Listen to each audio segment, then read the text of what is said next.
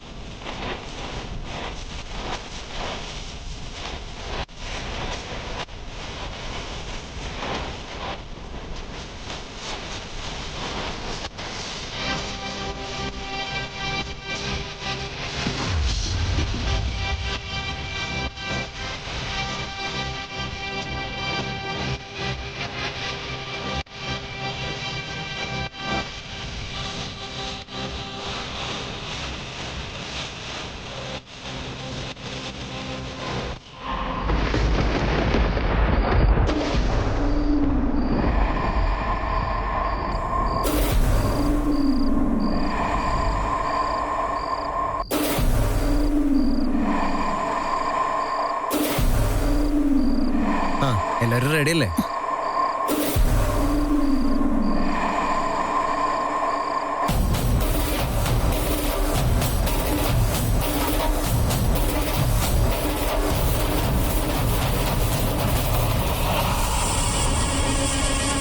പാർവതി, എന്താ ഇത്? ആദിത്യ ആരോ അറിയാതെ നിന്റെ കഴുത്തിൽ താലി കെട്ടി കഴിഞ്ഞോ?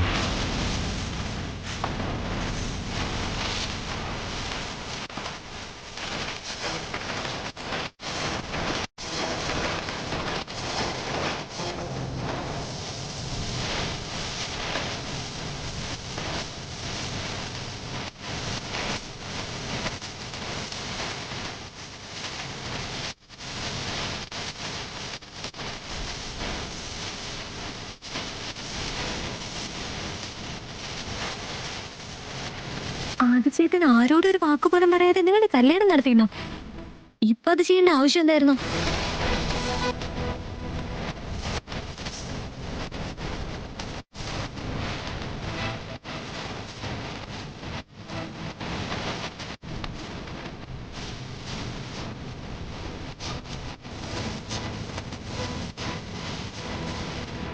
എല്ലാവരും അറിയിച്ച് എല്ലാവരും മുന്നിൽ വെച്ച് താലി കെട്ടിയ പോരായിരുന്നു. ഇങ്ങനെ ചെയ്യേണ്ട ആവശ്യം എന്തായിരുന്നു? വന്നേ, എല്ലാവരും മുന്നിൽ വെച്ച് ചോദിക്കാം.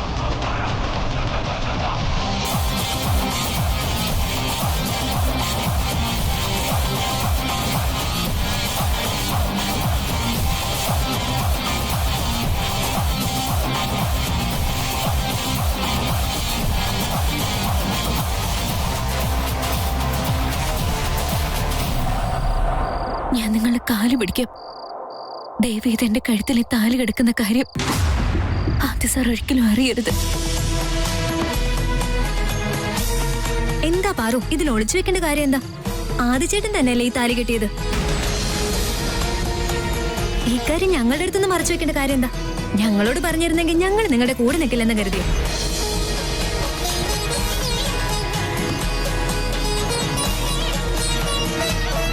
എന്റെ കഴുത്തിൽ താലി കിടക്കുന്ന കാര്യം ആദ്യ സാറിന് അറിയില്ല എടുത്തി.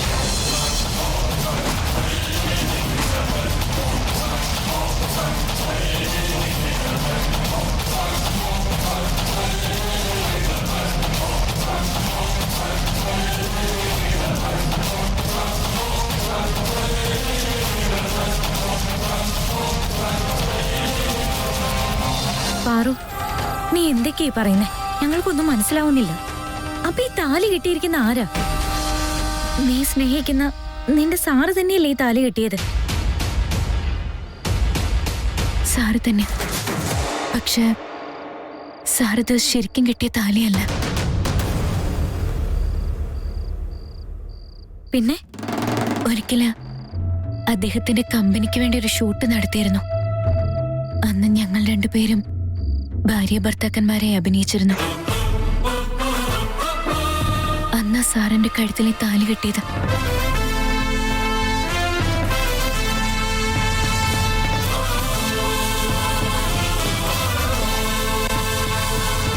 ആ ഷൂട്ടിംഗ് ഒക്കെ കഴിഞ്ഞപ്പോ ഈ താലി അങ്ങനെ ഊരി മാറ്റാൻ എനിക്ക് തോന്നിയില്ല.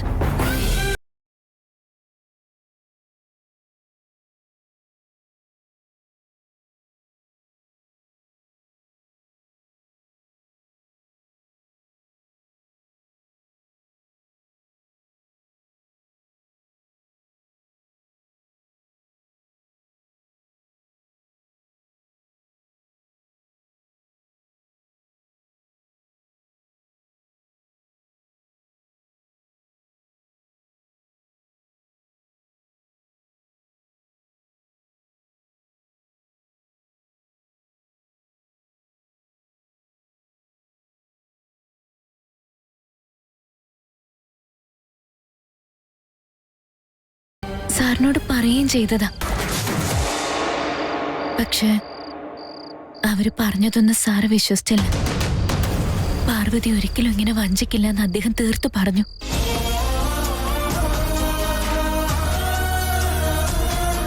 ഈ താലി ഇപ്പോഴും എന്റെ കഴുത്തിൽ തന്നെ ഉണ്ടെന്നുള്ള സത്യം സാർ അറിഞ്ഞു കഴിഞ്ഞാ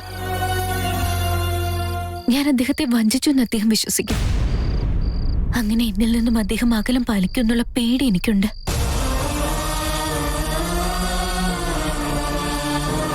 കാരണം എന്താന്ന് വെച്ചാ സാറിന്റെ ജീവിതത്തിൽ വിശ്വാസമാണ് ഏറ്റവും വലുത്. എന്നിട്ടും ഇത്രയും വലിയൊരു കാര്യം ഞാൻ മറച്ചു വെച്ചു എന്നറിഞ്ഞാ സഹിക്കാൻ പറ്റില്ല. അതുകൊണ്ടാണ് ഞാൻ നിങ്ങളെ എല്ലാവരെയും തടയുന്നത്. അദ്ദേഹത്തോട് പറയരുത്. നീ പറയുന്നതൊക്കെ കേട്ടിട്ട് എനിക്ക് സീതാദേവി ഓർമ്മ വരുന്നത്.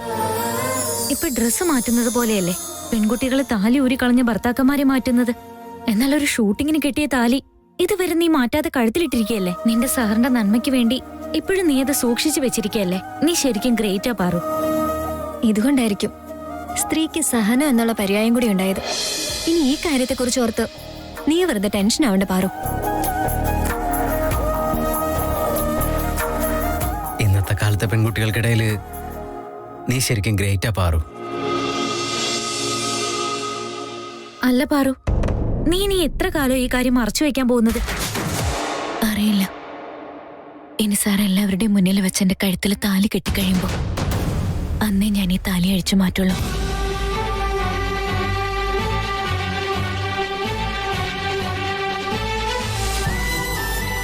അതുവരെ ദയവ് ഇത് ഇക്കാര്യം സാർ അറിയാൻ പാടില്ല. പാറു, അതിനെതിരെ ഇങ്ങനെയൊക്കെ ചെയ്യുന്നേ? ശരി, നീ ആയിട്ട് ഈ കാര്യം സാറിനോട് പറയുന്നത് വരെ ഞങ്ങൾ ആരും പറയാൻ പോകുന്നില്ല. മതിയോ?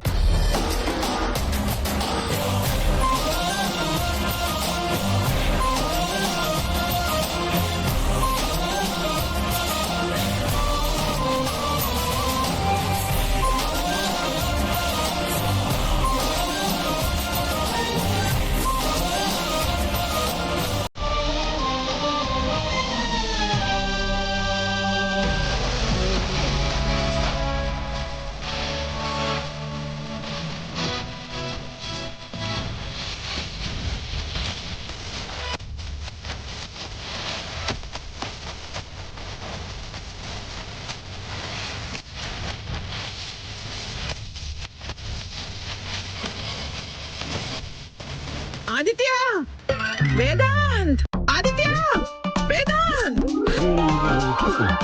ആദിത്യ, വേദാന്ത്. ഞാനും പിന്നെ എന്റെ സ്നേഹമുള്ള ഫ്രണ്ട്സും നിങ്ങൾ രണ്ടുപേരും ഇത്ര സ്നേഹമുള്ളവരാന്ന് വിചാരിച്ചില്ല. ഒരുപാട് താങ്ക്സ് ഉണ്ട്. താങ്ക്സോ? അതെ ആദിത്യ, നിങ്ങൾ രണ്ടുപേരും ചേർന്ന് എനിക്ക് ഇത്രയും വലിയ ഉപകാരം ചെയ്യുമ്പോ ഞാനൊരു കുഞ്ഞു താങ്ക്സ് എങ്കിലും പറയണ്ടേ? ഞങ്ങൾ അതിന് എന്ത് സഹായം ചെയ്തത്, എന്തിനാ താങ്ക്സ് പറയുന്നതെന്നൊന്നും എനിക്ക് മനസ്സിലാവുന്നില്ല. അത് തന്നെ വേദാന്ത്, നിങ്ങൾ രണ്ടുപേരും ചേർന്ന് എനിക്ക് വലിയൊരു സർപ്രൈസ് തരാൻ പോവല്ലേ. അത് ആലോചിക്കുമ്പോ എനിക്ക് എത്ര സന്തോഷമുണ്ടെന്നറിയാവോ? സർപ്രൈസോ? അതും ചെറിയമ്മയ്ക്കോ? ചെറിയമ്മയ്ക്ക് എന്തോ പറ്റി? ആദിത്യ, വേദാന്ത്, അയ്യോ, രണ്ടും കള്ളന്മാരാ, ഫ്രണ്ട്സ്. കണ്ടില്ലേ അവർ രണ്ടുപേരും എത്ര നല്ല കുട്ടികളാണെന്ന്. സർപ്രൈസിന്റെ കാര്യം ഞാൻ അറിയാതിരിക്കാൻ വേണ്ടി എന്നോടൊന്നും പറയാതെ അവർ എസ്കേപ്പ് ആയത് കണ്ടോ? എന്തായാലും ഇന്ന് നടക്കാൻ പോകുന്ന ഫംഗ്ഷൻ ഞാനൊന്ന് തകർക്കാൻ പോവാ. നിങ്ങൾ എല്ലാവരും അത് മറക്കാതെ കാണണം. ഈ കേരള സംസ്ഥാനത്ത് ഈ യാമിനിയുടെ വില എന്താണെന്ന് നിങ്ങൾ എല്ലാവരും കാണാൻ പോകുന്നതേ ഉള്ളൂ. പ്ലീസ് തീർച്ചയായും കാണണം. പോട്ടെ. വേദാന്ത്, കോളേജ് കഴിഞ്ഞ ശേഷം നമ്മൾ ഇത്രയും സമയം ഇതുവരെ സ്പെൻഡ് ചെയ്തിട്ടില്ല. Unfortunately yes. പക്ഷെ ഇപ്രാവശ്യം നമുക്ക് ഒരുപാട് സമയം കിട്ടിയില്ലേ ആദി? ഇപ്പൊ എനിക്ക് ഒരു കാര്യം ഉറപ്പായി, നമ്മൾ ഇടയ്ക്കിടയ്ക്ക് ഇങ്ങനെ മീറ്റ് ചെയ്തോണ്ടേ ഇരിക്കണം. എക്സാക്ട്ലി. ഈ 3-4 ദിവസം പോയതേ ഞാൻ അറിഞ്ഞില്ല. മാത്രമല്ല അവരുമായിട്ട് നമ്മള് കോംപ്രമൈസ് ആവുകയും ചെയ്തല്ലോ. സത്യം പറയുകയാണെങ്കിൽ നമ്മുടെ ലൈഫ് സെറ്റിൽ ആകാൻ പോവാ. അത് സത്യമാണ് ആദി. ഞാനും ഒരുപാട് എൻജോയ് ചെയ്തടാ, എന്നും ഓർത്തിരിക്കാൻ പറ്റുന്ന ദിവസങ്ങള്. നാളെ മുതല് വീണ്ടും ഓഫീസും ബിസിനസ് പ്രശ്നങ്ങളും. ആയിനോ, നമ്മൾ ചിന്തിക്കുന്നൊക്കെ ഒരുപോലെയാണല്ലേടാ. ഞാനും ഇപ്പൊ അതിനെപ്പറ്റി തന്നെ ആലോചിച്ചത്. നിന്റെ ഓഫീസിൽ അത്ര പ്രശ്നമൊന്നും ഉണ്ടാവില്ലല്ലോ. അമൂല്യ നിന്റെ ഓഫീസിൽ തന്നെയല്ലേ വർക്ക് ചെയ്യുന്നത്. മുമ്പ് നീ പെൺകുട്ടികളുടെ മുഖത്ത് പോലും നോക്കില്ലായിരുന്നല്ലോ. എത്ര തവണ ഞാൻ പറഞ്ഞിട്ടുണ്ട് പെൺകുട്ടികളെ ഇങ്ങനെ ഹേറ്റ് ചെയ്യണ്ടെന്ന്. പക്ഷെ നീ അത് സമ്മതിച്ചിട്ടില്ല. ബട്ട് എനിവേ, നിന്റെ ജീവിതത്തിൽ നിന്നെ മനസ്സിലാക്കുന്ന ഒരു പെൺകുട്ടി വന്നല്ലോ. I am very happy for you. ഞാൻ അവരെ ഹേറ്റ് ചെയ്തിട്ടൊന്നുമില്ല, റെസ്ട്രിക്ട് ചെയ്തിട്ടേ ഉള്ളൂ. എന്റെ മനസ്സ് പറഞ്ഞ കാര്യങ്ങൾ മാത്രമേ ഞാൻ ചെയ്തിട്ടുള്ളൂ. അമൂല്യയെ കണ്ടുമുട്ടിയപ്പോ അവളെ പ്രണയിക്കണമെന്ന് എന്റെ മനസ്സ് പറഞ്ഞു. അത്രേ ഉള്ളൂ. നിങ്ങളുടെ കല്യാണം നടന്നു കഴിഞ്ഞാൽ ഏറ്റവും സന്തോഷിക്കുന്ന ഞാനായിരിക്കും. നീയും അമൂല്യയും പെർഫെക്റ്റ് ജോഡിയാ. പക്ഷെ ഇനി ഇതുപോലെ അവളെ നീ പരീക്ഷിക്കാൻ നിൽക്കരുത്. ആ അഹല്യ നമ്മുടെ ഡ്രാമയിൽ ചേർത്തത് നമ്മുടെ വലിയൊരു തെറ്റായിപ്പോയി. പക്ഷെ ഭാഗ്യം കൊണ്ട് വേറെ പ്രശ്നമൊന്നും ഉണ്ടായില്ല. എല്ലാം സ്മൂത്ത് ആയിട്ട് അവസാനിച്ചു. ബട്ട് ഇനി ഒരിക്കലും ഇതുപോലുള്ള റിസ്ക് എടുക്കണ്ട. ഞാൻ ആദ്യമേ പറഞ്ഞതല്ലേ ആദി, എനിക്ക് അവളോട് തീരെ ഇഷ്ടമില്ല എന്ന്. പക്ഷെ അവളോട് ഇഷ്ടമില്ല എന്ന് പറയുന്നത് റിസ്കാ. ഒന്നെങ്കിൽ ആ നാശ ആത്മഹത്യ ചെയ്യും, ഇല്ലെങ്കിൽ എന്നെ കഴുത്ത് തിരിച്ചു കൊല്ലും. Yes, I know. But thanks Aadi. 2 വർഷങ്ങൾക്ക് മുൻപ് എനിക്ക് ഇതേ പ്രശ്നം ഉണ്ടായിരുന്നു. അതും ഇവള് കാരണം തന്നെയാ. അന്നും എനിക്ക് നീയേ ഉണ്ടായിരുന്നുള്ളൂ. ഇന്നും നീ തന്നെയാ ഹെൽപ്പ് ചെയ്തേ. താങ്ക് യുടാ. Thank you Vedant.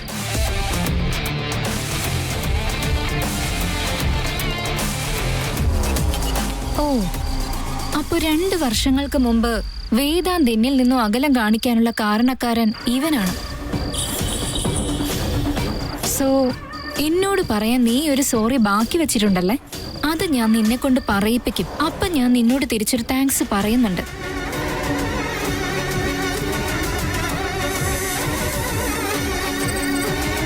ആ താങ്ക്സ് എന്തിനാണെന്ന് അറിയോ?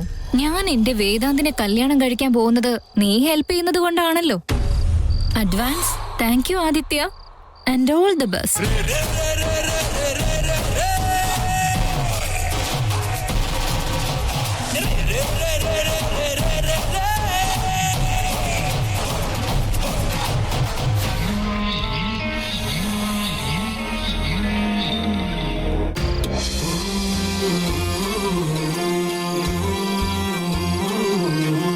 പാറു, ഇപ്പൊ നമ്മുടെ കാര്യത്തില് ഇങ്ങനെയൊക്കെ സംഭവിച്ചതിന് കാരണം അവർക്ക് നമ്മളോടുള്ള ഇഷ്ടം കൊണ്ട് തന്നെയാണ്.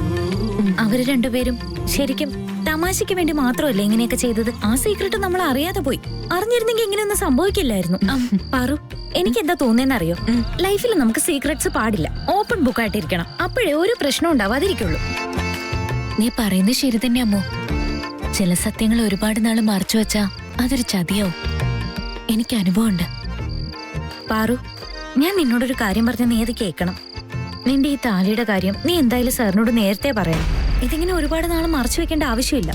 അത് മാത്രമല്ല, അതിങ്ങനെ മറച്ചു വെക്കുന്നത് ശരിയല്ലല്ലോ. അതിൽ പിന്നെ എന്താ അർത്ഥമുള്ളത്? ശരിയാമ്മോ, നീ പറയുന്നത് എനിക്ക് മനസ്സിലായി.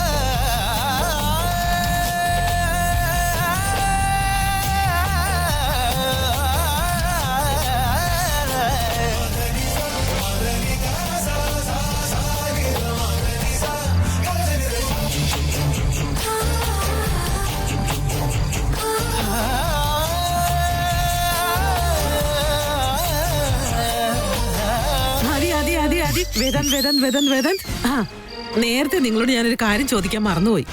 ഈ സാരിയില് എന്നെ കാണാൻ എങ്ങനെയുണ്ട്? കാണാൻ നല്ലതല്ലെങ്കിൽ പറയണം. 2 മിനിറ്റിൽ ഞാൻ പോയി മാറ്റിയിട്ട് വരാം. എന്റെ ചെറിയമ്മ എന്തിനാ ഇത് ചേഞ്ച് ചെയ്യുന്നേ? ഈ സാരിയിൽ ചെറിയമ്മ കാണാൻ അടിപൊളിയായിട്ടുണ്ട്. നീ സത്യം തന്നെയാണോ പറയുന്നത്? ശരിക്കും എന്നെ കാണാൻ നന്നായിട്ടുണ്ടല്ലോ. ഓക്കെ, നിങ്ങൾക്ക് ഓക്കെ ആണെങ്കിൽ എനിക്ക് പിന്നെ ഒരു പ്രശ്നവും ഇല്ലാന്നേ. ഫംഗ്ഷൻ എപ്പോഴാ തുടങ്ങുന്നതെന്ന് പറയാൻ പറ്റുമോ?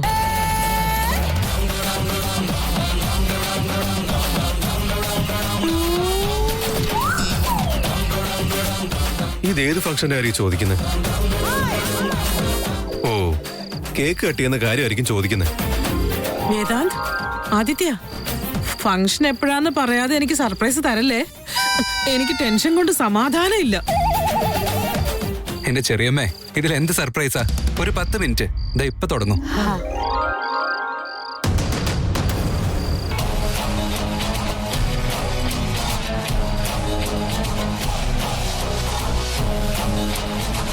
ഇപ്പൊ വന്നത് അഹല്യ ആയിരുന്നില്ലേ? സത്യാണല്ലോ. 100%. അങ്ങനെയാണെങ്കിൽ ഓക്കെ.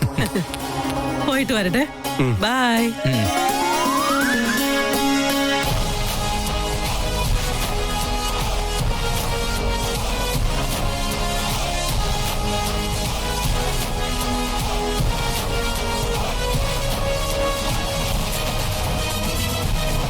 ആദി,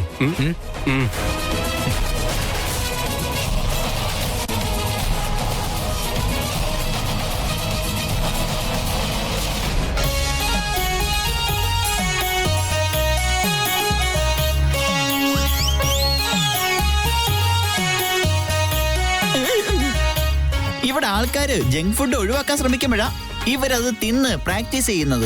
ഇങ്ങനെ ചിപ്സ് തിന്നുന്ന ഫോട്ടോയിൽ നോക്കി ചിപ്സ് തിന്നോണ്ട് നിന്നാലേ നാളെ പബ്സ് പോലെ പൊങ്ങി വരുമല്ലോ. എന്റെ ഈശ്വര, എന്തൊക്കെ തരം മനുഷ്യരെയാ ഈ ഭൂമിയിലേക്ക് സൃഷ്ടിച്ച് വിടുന്നത്.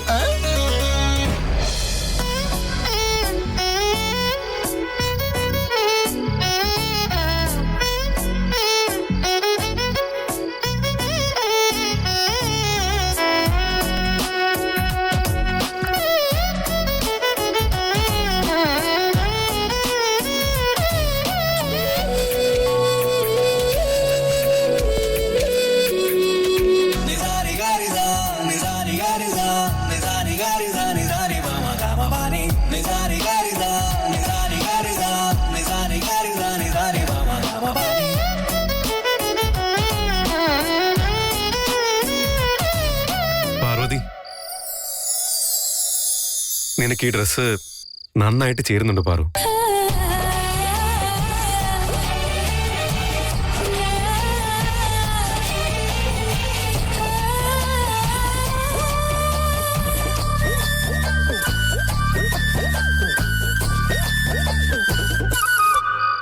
അമൂല്യ, ഒരു കള്ളം പറയട്ടെ? പറയേ. നിന്നെ ഈ ഡ്രസ്സിൽ കാണാനേ നല്ല സുന്ദരി കുട്ടിയായിട്ടുണ്ട്.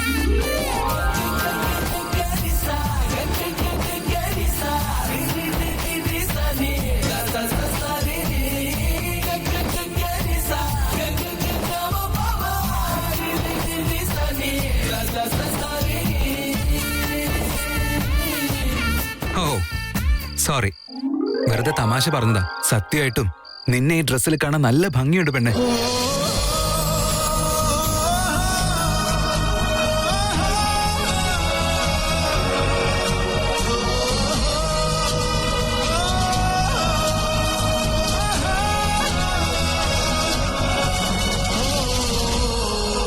അമ്മു, പാറു, ഇനി ഇവര് രണ്ടുപേരും വഴി തെറ്റാതെ നടക്കേണ്ടത് നിങ്ങളുടെ കടമേ. ഇനി ഇവർ ഇതുപോലെ എന്തെങ്കിലും ചെയ്യട്ടെ, അപ്പൊ കാണിച്ചു കൊടുക്കാൻ ഞങ്ങള്.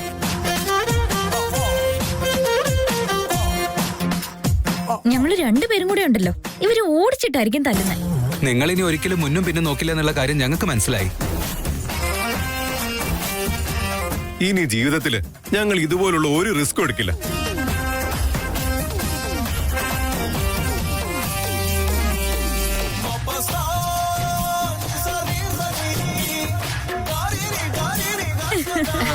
നിങ്ങളുടെ കഥയൊക്കെ പറഞ്ഞു കഴിഞ്ഞെങ്കിൽ നമുക്ക് കേക്ക് കട്ട് ചെയ്താലോ? പാവം നമ്മുടെ ബർത്ത്ഡേ ബോയ്സ് വെയിറ്റ് ചെയ്യല്ലേ. കേക്ക് കട്ട് ചെയ്യാൻ പോവാന്നോ? അപ്പോ ഇന്ന് സ്റ്റേജിൽ പരിപാടിയൊന്നുമില്ലേ?